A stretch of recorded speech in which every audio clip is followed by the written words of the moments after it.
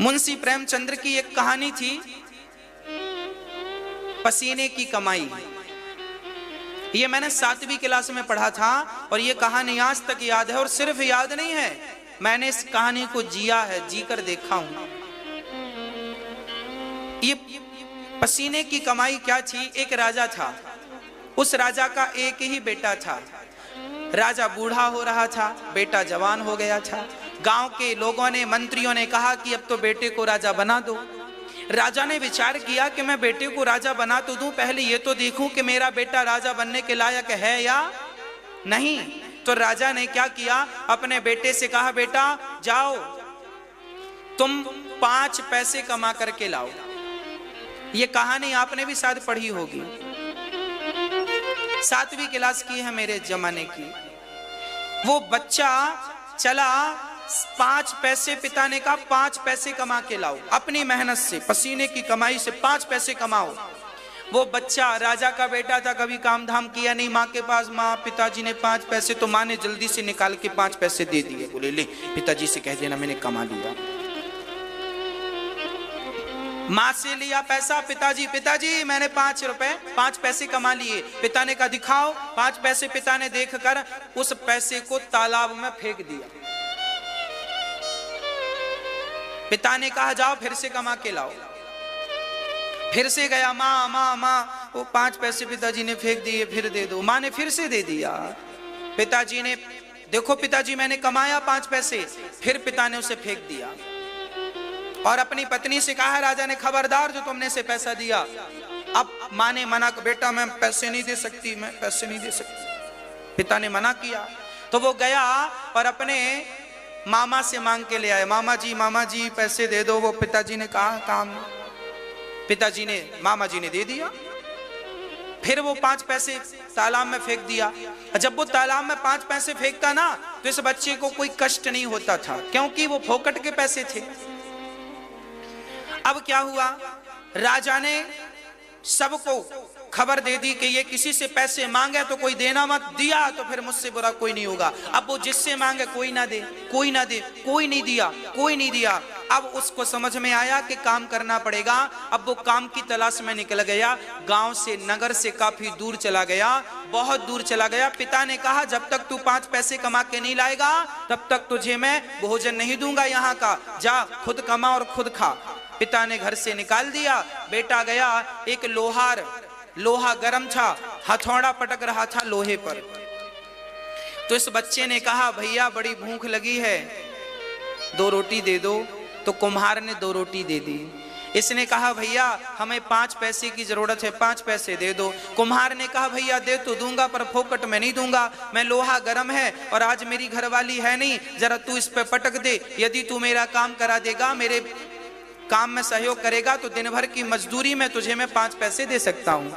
अब उस बालक ने लोहे पर, गरम लोहे पर हथौड़ा पटका और जब उसने हथौड़े पटके तो राजा का बच्चा था, छाले पड़ गए, पसीना खोपड़ी का पांव में चला गया, शरीर के सारे कपड़े गीले हो गए पसीने से।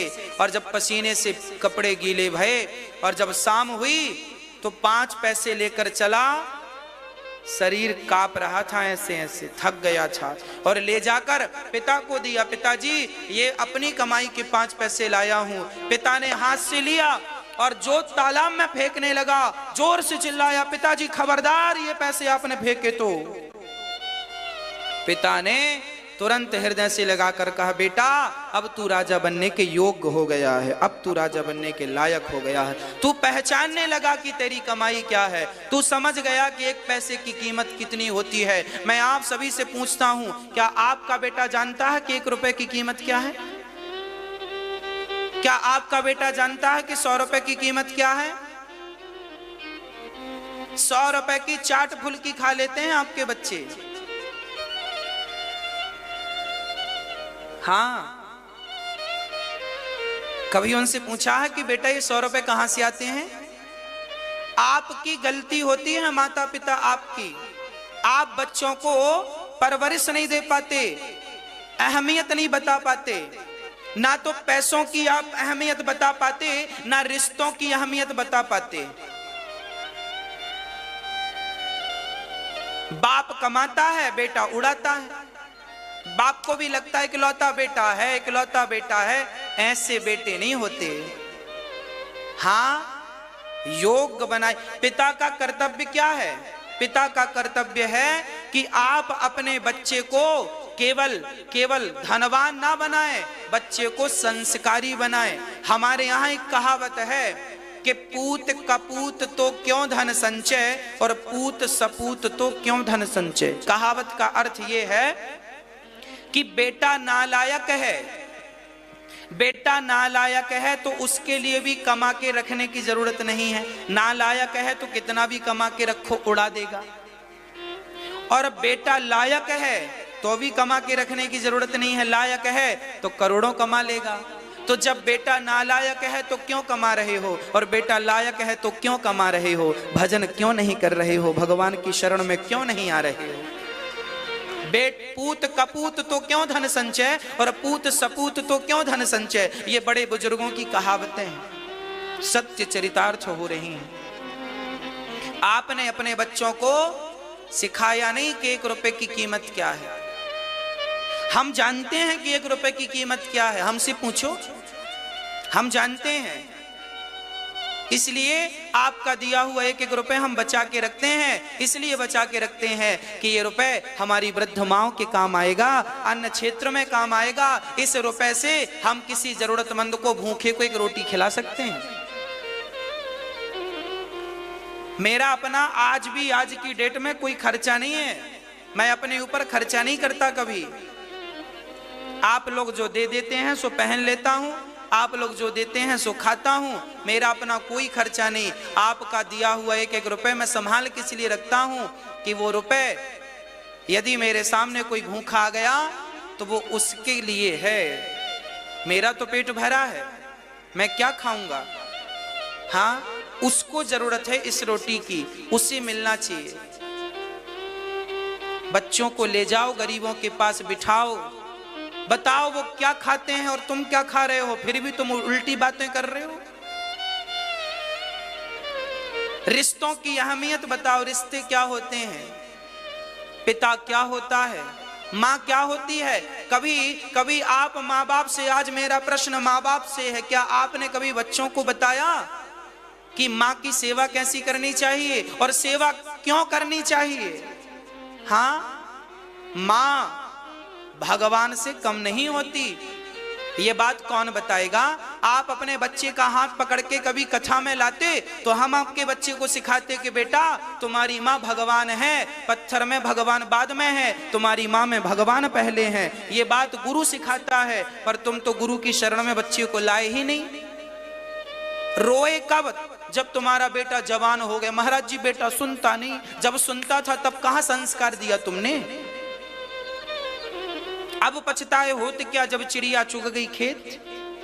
जब सुनता था, तुम्हारी गोद में था, तब तुम संस्कार दे ना पाए, अब बैठे रो। इसके सिवा कुछ मिलने वाला नहीं है। हाँ, श्रवण की कथा सुनाया करो ना बच्चों को। एक श्रवण था, अपने माँ बाप को कंधे पे बिठा करके चारों धाम की यात्रा कराता था। अरे वो श्रवण कावड़ पे बिठा करके, कंधे पे बिठा कर चारों धाम की यात्रा कर सकता था, तो तुम कावड़ पे ना सही कार पे तो करा सकते हो। कार से ही करा दो माँ बाप को चारों धाम की यात्रा। चारों धाम की यात्रा तो छोड़ दो। आजकल के बच्चे, परसों मैया हमसे बता रही थी, हमारा बेटा कहता है तुम घर से कब जा रही हो। आजकल के बच्चे ऐसे हैं, सारे बच्चे नहीं, बहुत सारे बच्चे अच्छे हैं। मैं उन बच्चों को प्रणाम करता हूं जो अपने माँ बाप का आदर सम्मान और सेवा करते हैं। पर उन बच्चों से निवेदन हाथ जोड़ कर करूंगा जो अपने बच्चों, अपने माँ बाप की सेवा नहीं करते। सेवा ही धर्म है। दुनिया की सारी दौलत तुम पालोगे और माँ बाप की सेवा नहीं कर सकोगे तो भगवान तुम्हें माफ नहीं करेगा।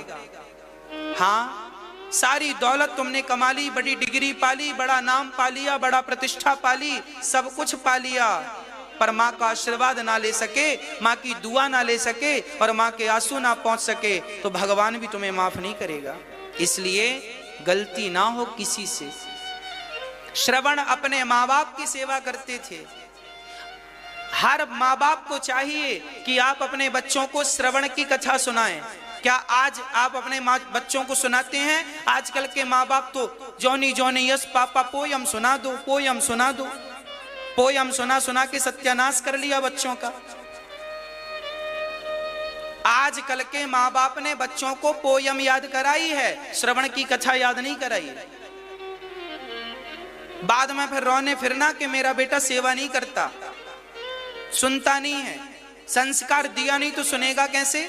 अरे रामचरितमानस में क्या लिखा है? रामचरितमानस में यही तो लिखा है कि एक राम थे, उनका एक भाई भरत था। राम जंगल 14 साल के लिए गए तो उनका भाई भरत रोता रोता आया, नंगे पांव चल के आया कि भैया मुझे जंगल छोड़ दो और आप अयोध्या का राज्य स्वीकार कर लो। मेरी माँ की बुद्धि मारी गई थी जो आपको वनवास भेज दिया। भरत जैसा भाई, यदि भाई भाई का संबंध देखना हो तो रामचरितमानस पढ़ लो एक बार, अयोध्या कांड पढ़ लो एक बार बालकांड।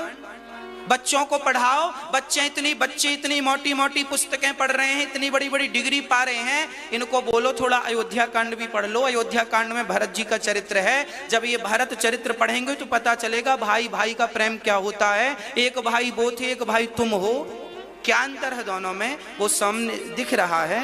यही संस्कार है, यही संस्कार है। भाई को भाई से कैसा व्यवहार करना है रामचरितमानस बताती है। पिता पुत्र अपने पिता और अपनी माँ से कैसा व्यवहार करे, ये रामचरितमानस ग्रंथ बताते हैं। ऐसे हाँ भाई, हम अमेरिका वाले नहीं हैं, हम भारतीय लोग हैं। अमेरिका इत्यादि जो देश हैं, इंग्लैंड इत्यादि, जापान इत्यादि देश हैं, वहां बच्चे जब 18 साल के होते हैं तो माँ बाप को छोड़ के चले जाते हैं। ये वहां का कल्चर है। वहां के लोग, वहां के बच्चे अपने माँ बाप की सेवा नहीं करते, वहां का कल्चर है, वहां की सभ्यता ही ऐसी है, सेवा नहीं करते वो लोग। अरे हम भारत के लोग हैं, हम पता है क्या बोलने वाले लोग हैं। हम कहते हैं मातृ देवो भव, हम कहते हैं पितृ देवो भव, हम कहते हैं अतिथि देवो भव, हम कहते हैं आचार्य देवो भव। हम माँ को भगवान मानते हैं, हम पिता को भगवान मानते हैं। हाँ, माँ बाप की सेवा करना हमारा कर्तव्य है। आज लोग मंगल की तरफ भाग रहे हैं, मंगल ग्रह में जाके रहेंगे। हाँ, मंगल ग्रह में रह लो, जमीन पे तुम ठीक ठीक से रह लो तो ठीक है। हाँ, मंगल ग्रह में, मंगल में जीवन को लोग खोज रहे हैं। मंगल में जीवन है कि नहीं? अरे मंगल में जीवन को मत खोजो, जीवन में मंगल को देख लो कि जीवन में मंगल है या नहीं। हाँ, अच्छे इंसान तो बन जाओ, अच्छे बेटे तो बन जाओ। अच्छा बेटा वो नहीं है जो बहुत बड़ी पोस्ट में हो, अच्छा बेटा वो है जो माँ बाप की सेवा करता हो। अच्छा भाई वो नहीं है जो बहुत बड़ी पोस्ट में हो, अच्छा भाई वो है जो अपने भाई का सम्मान करता हो, आदर करता हो। अच्छा पति वो नहीं है जो बहुत बड़ी पोस्ट में है, अच्छा पति वो है जो अपनी स्त्री से, अपनी पत्नी से प्रेम करता हो। हाँ, अच्छी पत्नी वो नहीं है जो ऊंचे पोस्ट में हो, अच्छी पत्नी वो है जो अपने पति का सम्मान करती हो और पति की आज्ञा को भगवान की आज्ञा जैसे पालन करती हो। हाँ, अच्छा बेटा वो नहीं है जो ऊंची पोस्ट में हो, जो अपने पिता की आज्ञा का पालन करता हो, वही सबसे अच्छा बेटा है। हर रिश्तों को निभाना हमारे ग्रंथ सिखाते हैं। मैं आपसे प्रश्न करता हूं, आपने अपने बच्चों को इनमें से क्या सिखाया है?